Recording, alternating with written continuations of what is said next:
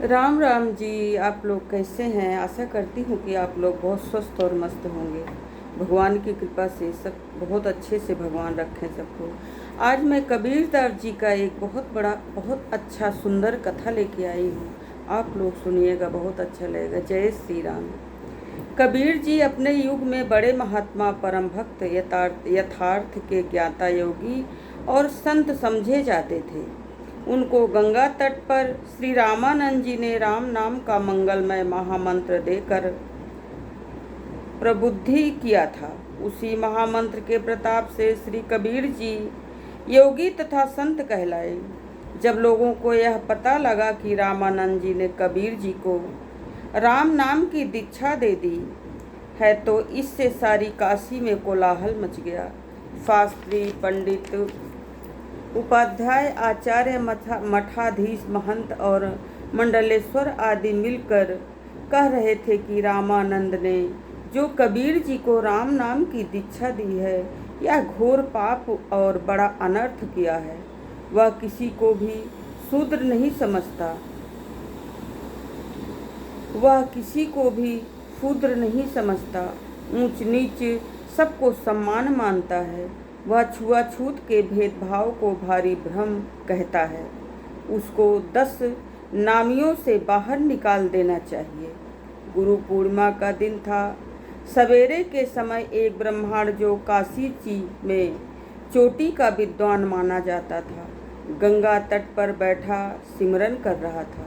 उस समय वहाँ महंत मंडल और पंडितगण अपने शिष्यों से पूजोपहार ले रहे थे। उनके चेले तथा विद्यार्थी अपने गुरुजनों का पूजन करते हुए साथ साथ ही रामानंद जी को मनमानी गालियां दे रहे थे। जब उस ब्राह्मण ने अपना नित्य कर्म समाप्त कर लिया, तब उसने ब्राह्मणों ने महंतों को कहा, क्या आप लोगों ने अपने शिष्य को गुरु पूजन का यही पाठ पढ़ाया है जो ये इस समय कर रहे हैं? हाँ,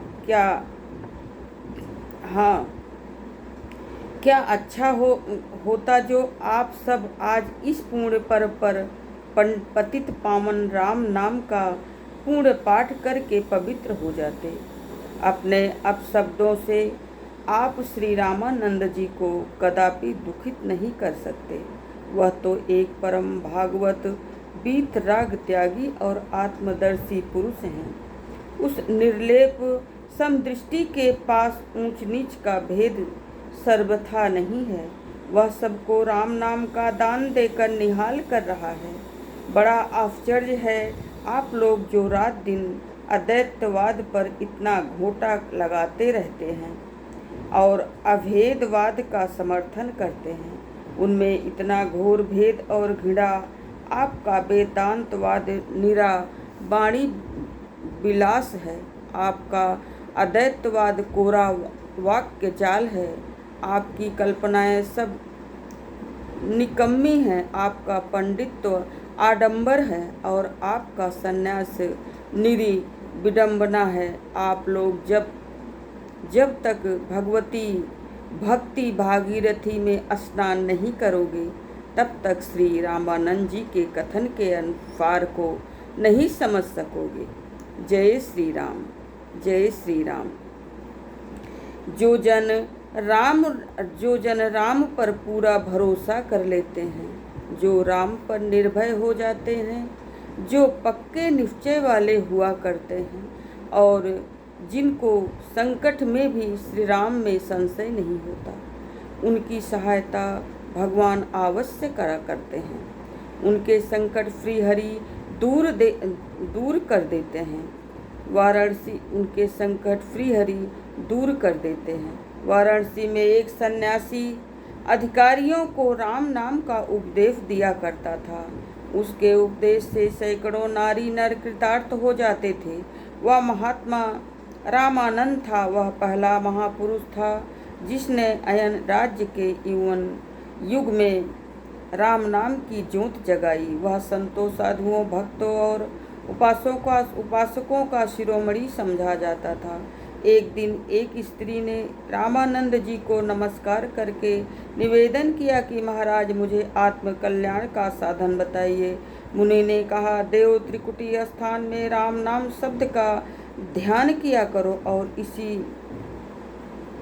देवी त्रिकुटी स्थान में राम नाम का ध्यान किया करो और इसी मधुरतम नाम का मुख से सिमरण करती रहो। परमेश्वर तेरा बेड़ा पार कर देगा। जो नारायण निराकार निरंजन और अंतर्यामी है, वही संत सम्मति में राम समझना। वह स्त्री बताई गई विधि से ध्यान सिमरन करने लग गई। 1 मास में ही उसका अभ्यास सिद्ध हो गया और वह अपने आप को कृतकृत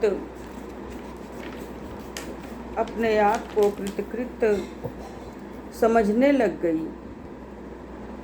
वह प्रायः आधी रात के समय अथवा रात के पिछले पहर में साधन किया करती थी। उस स्त्री के मौके अवध प्रांत में थे। एक बार वह अपनी माता को मिलने गई, तो जब वह रात के समय ध्यान में मगन बैठी हुई थी, उस समय उसके बाप के घर पर अकस्मात एक डाकू दल आ कूदा। उस ऋणकाल से आधी रात की थी, सब जन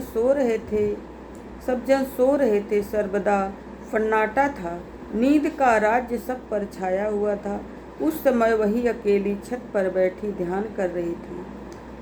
घर की सारी धन सामग्री को लूट कर चलते समय डाकुओं ने उस ध्यान लीला स्त्री को भी उठा लिया और उस घर को आग लगा दी। आग लग जाने में ग्रामवासियों का ध्यान प्रचंड आग की ओर खिंच गया और डाकू दल समय पाकर उस स्त्री सहित धन सामग्री लिए दूर निकल गया। वह डाकू एक नवाब की छावनी के सैनिक थे। वह प्रायः ऐसे ही हत्याकांड किया करते थे।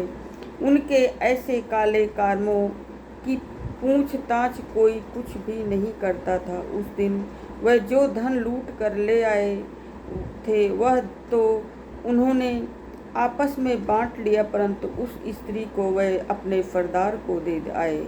वह रामानुरागिणी जब सरदार के घर पहुंचाई गई, तो उसने वहां कोई 20 हिंदू स्त्रियां बंद पड़ी देखी।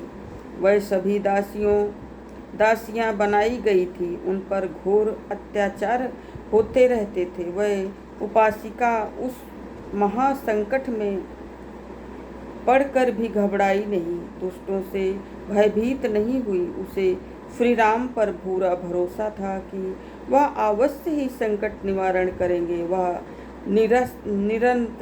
निरंतर उपवास किए केवल राम नाम का मनोहर मंत्र जाप कर रही थी। उसको सरदार के संग करने के लिए दासियों ने समझाया, न मानने पर बहुत डराया धमकाया, पर वह सती थी जो अपने व्रत न धर्म के पालन में वज्रशिला के सदृश अचल बनी हुई थी।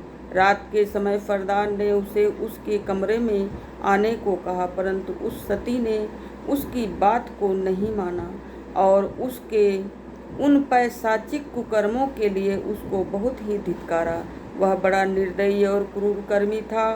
उसने उसको बलात्कार से सताना चाहा, परंतु उस सती ने विद्युत वेग से दौड़कर उसकी कमर से तलवार खींच ली और एक ही वार में सरदार के शरीर के आर पार कर दी। उस खड्ग को घुमाती हुई वह उस मकान के बाहर निकलकर अपने प्रीतगृह को चल पड़ी और जिस भी सैनिक ने उसे रोका टोका, उसी को उसने मृत्यु शैया पर सुला दिए। इस प्रकार अनेक आतताइयों को ठिकाने लगाकर अंत में वह अपने पितृगृह में पहुंच गई। स्वच्छाचार सारा संग्राम करती हुए उसे यही प्रतीक था कि कोई कला उसके हाथ, उसके मस्तक, उसके हृदय और उसके मन के साथ काम कर रही है और वह तो निरी साधन बनी हुई घूम रही थी। जय श्री राम, जय श्री राम। दोस्तों, इस कथा से आप लोग क्या सीखें? इस कथा से पहले तो कबीरदास जी का प्रसंग आया। कबीरदास जी भेदभाव को नहीं मानते थे, ऊंच नीच को नहीं मानते थे, दिल से भगवान को मानते थे। और सब नीच ऊंच जाति सब भगवान ने नहीं बनाया है, इंसान ने ही बनाया है। सबके अंदर भगवान है, इसलिए ऊंच नीच का भेदभाव नहीं करना चाहिए। कबीरदास जी से ये सीखने को मिला। और जो स्त्री की कहानी आई उसमें दोस्तों ये कहानी आई कि राम नाम का नाम जापक को अंदर से ऐसी शक्ति मिलती है कि किसी से डर नहीं लगता, निर्भय हो जाता है। हाँ, जप कर देखिए। जिसे विश्वास नहीं है वो कोई भी मनपसंद का अपने कोई भी नाम पकड़ लो। भगवान के अनेकों नाम हैं, अनंत नाम है। कोई भी नाम जप करो, नाम में बहुत शक्ति है। जिस प्रकार से उस स्त्री ने उस 50 रूप दैत्य को ठिकाने लगाया, बिल्कुल नहीं डरी, उसी प्रकार सबको भगवान हिम्मत दे। जय श्री राम, जय श्री राम। आशा करती हूँ कि आप लोगों को ये कहानी अच्छी लगेगी। जय श्री राम।